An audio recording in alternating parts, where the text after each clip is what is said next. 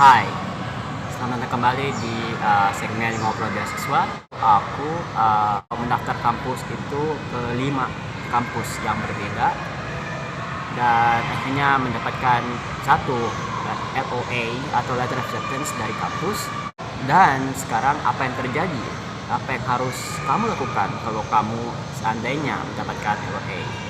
Ya, pertama-tama kamu pasti senang.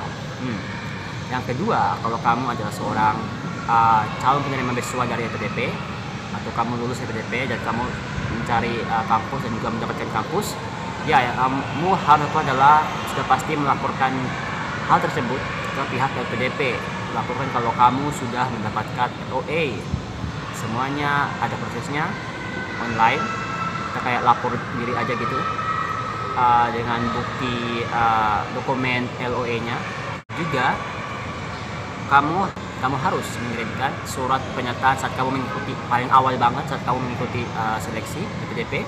Jadi yang berkas yang kamu tanda tangani itu, yang fisik itu jangan dibuang, itu penting. Simpan sampai akhirnya sekarang.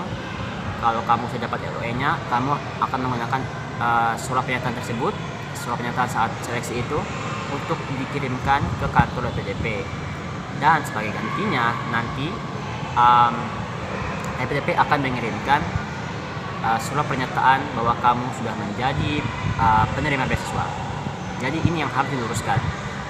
Orang-orang yang lulus seleksi LPDP, mereka akan mendapatkan gelar calon penerima beasiswa atau CPB. Nah, setelah kamu mendapatkan surat pernyataan sebagai penerima beasiswa, barulah kamu benar-benar menjadi awardee LPDP. Dan sebagai gantinya, kalau kamu sudah memberikan atau melampirkan surat dari LPDP bahwa kamu akan dibiayai, kamu akan mendapatkan dokumen dari kampus yang namanya I-20 atau DS 2019. Dan hal itu sangat penting karena itu untuk proses selanjutnya. Jadi apa yang akan terjadi? Mereka akan mengirimkan itu surat tersebut ke kamu, ke rumah kamu. Oke? Tapi sebelum itu semua, ada juga beberapa hal yang harus dilakukan dulu di kampus, yaitu sesuai dengan persyaratan kesehatan masing-masing dari kampus. Contohnya untuk kampus aku, mereka sendiri meminta vaksinasi MMR atau rubella. Ada kampus yang lain yang meminta vaksinasi meningitis. Ada juga kampus lain yang tidak meminta vaksinasi apapun sama sekali. Nah, kalau itu sudah dilakukan, barulah mereka akan mengirimkan dokumen tersebut I-20 atau DS 2019 itu, dan mereka akan mengirimkannya langsung ke rumah kamu, ke alamat rumah kamu di Indonesia, dimanapun kamu berada, dan pasti akan sampai. Dan biasanya pakai FedEx ke Jakarta, terus dari Jakarta ke daerah. Yang ke daerah biasanya pakai JNE. Kalau kamu dapat yang lain, ya mungkin itu yang lain. Tapi untuk sejauh ini aku dapatnya yang datang kirim ke rumah itu JNE, dan temen aku juga dapatnya JNE. Untuk masa itu tidak terlalu harus dipusingkan lah ya. Yang penting kamu mendapatkan dokumen tersebut. Setelah kamu mendapatkan dokumen tersebut, kamu bisa lanjut ke tahapnya, yaitu mendaftarkan wawancara visa. Jadi wawancara visa membutuhkan kode yang ada di dokumen tersebut, di dokumen 20 atau DS 2019 tersebut.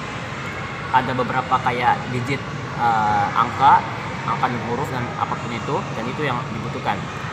Setelah kamu mendapatkan tersebut, kamu bisa langsung menuju ke website untuk daftar visa, student visa, US student visa. Ada banyak sekali websitenya. Ada website pertama, kamu mengisi data diri kamu. Website kedua, kamu bisa menjadwalkan wawancara kamu. Dan website ketiga itu kamu membayarkan biaya servis. Itu yang terjadi. Oke, dan aku sudah melalui semuanya, dan aku sudah punya jadwal untuk wawancara visa aku. Rencananya 2 minggu dari sekarang. Dan ya, saat aku merekam ini hal itu belum terjadi. Tapi ya semua sudah aku ceritakan sudah terjadi, kecuali yang bagian wawancara visa karena aku masih di daerah. Nanti 2 minggu lagi aku akan ke Jakarta untuk wawancara visanya. Sekarang kita lanjut lagi ya ke skenario di masa depan. Setelah melakukan wawancara visa, kemudian menunggu paling cepat 3 hari, paling lama 7 hari katanya. selanjutnya adalah mendapatkan itu visanya, sudah visanya.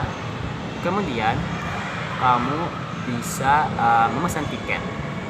Oke, kamu bisa memesan tiket untuk melakukan perjalanan ke tempat tujuan di mana kampus kamu berada. Dan untuk kalau kamu award di LPDP, kamu bisa reimburse biaya ngurus visanya, dan juga kamu juga bisa melakukan pengajuan pencairan untuk settlement allowance pertama.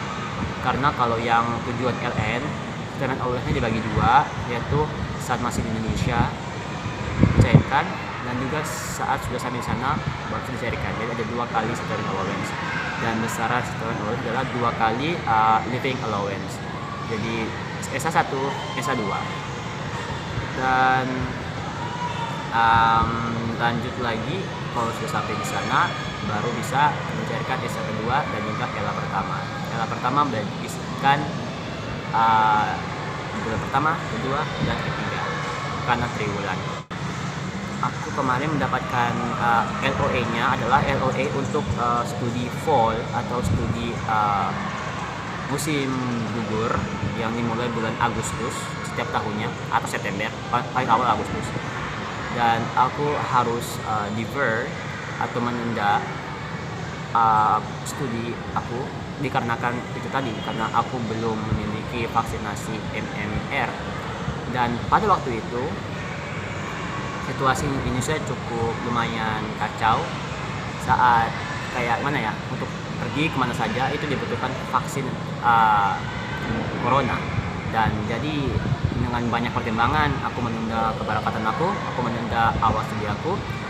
Jadi aku harus mengurus si MMR ini, dan untuk mengurus MMR ini aku harus keluar daerah. Dan untuk keluar daerah aku harus memiliki vaksin, aku harus sudah mempunyai vaksin corona. Dan jadi aku menyelesaikan dulu vaksin corona aku, 2 kali vaksin corona. Kemudian aku memberikan kayak sedikit tenggang antara vaksin corona aku dengan vaksin MMR aku sebulanan atau 4 minggu lah, baru aku mendapatkan vaksinasi MMR aku. Dan aku dapatnya di Ambon, dan aku dari Ternate, dan ternyata tidak ada MMR. Dan aku cari tahu, dan paling dekat ada di Ambon, makanya kemarin aku perginya ke Ambon. Iya. Dan untuk MMR itu, ini kalau kampus ujian kamu juga meminta MMR. MMR itu vaksinnya mirip corona, yaitu vaksinnya 2 kali, suntikan pertama, suntikan kedua, dan jangka waktunya sama juga kayak Sinovac kemarin, yaitu sebulan. Jadi minggu pertama kamu suntikan pertama, minggu keempat suntikan kedua, maksudnya untuk melengkapi vaksinasi MMR tersebut.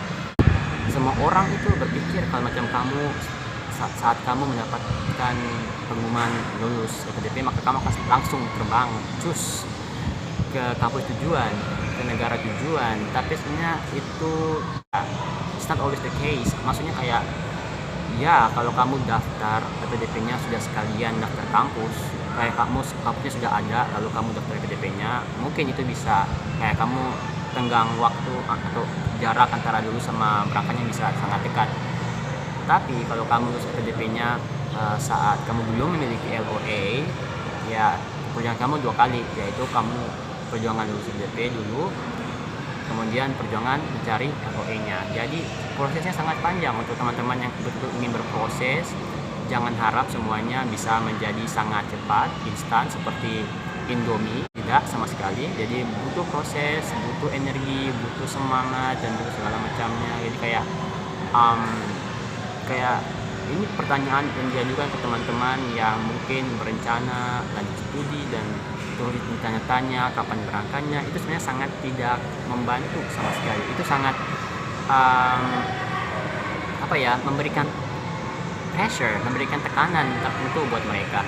Dan ada banyak sekali hal-hal pertimbangan yang tidak selalu diceritakan. Dan melalui video singkat ini mungkin aku ingin bisa kasih sedikit edukasi bahwa semua hal butuh proses, termasuk untuk studi, untuk para pengajar beasiswa dimanapun, oke, ada beasiswa apapun kayak gitu. ya. Kita sampai jumpa di video